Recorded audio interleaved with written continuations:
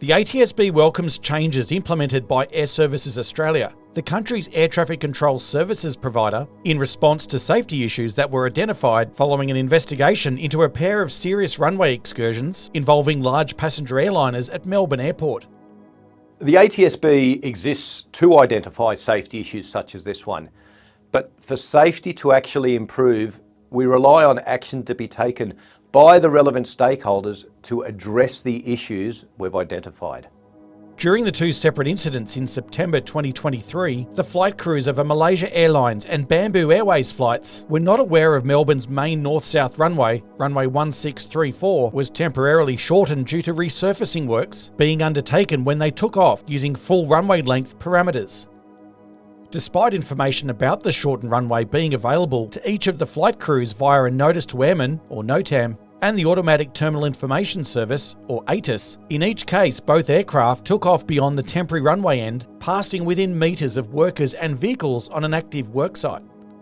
In response to the safety issues published in a final report released by the ATSB in November 2025, Airservices has amended the Manual of Air Traffic Services and the Australian Aeronautical Information Package. With these changes, when there are temporary reductions in runway declared distances, ATIS phraseology will now include the runway number and a reference to the associated NOTAM in effect. In addition to the existing procedure for flight crews who have not identified receipt of the current ATIS, Air Traffic Control will also advise pilots that reduced takeoff or landing distances are in operation.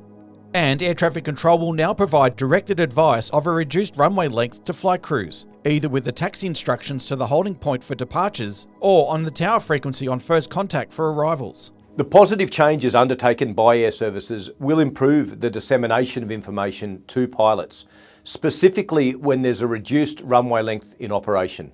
It will help to not only ensure they've received this information, but critically that they understand it. These changes now provide a layer of protection which was not there when the incidents occurred. Two incidents that were metres and seconds away from a potentially catastrophic outcome. You can watch the video on the investigation by the on-screen link or by the link in the description below.